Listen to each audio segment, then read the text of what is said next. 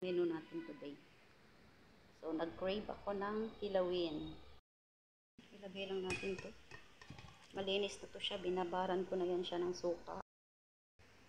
Ito siya sibuyas. Ginger. Lagyan natin ng kalamansi juice.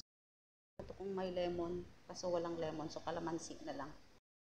Lagay tayo ng kunting Ajinomoto. Kunti lang. Asin. Konting vinegar.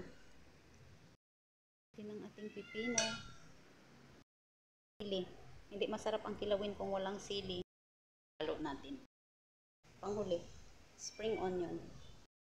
Spring onion kung gusto nyo lagyan, okay. Kung ayaw nyo, pwede lang. Yan na ang ating kilawin.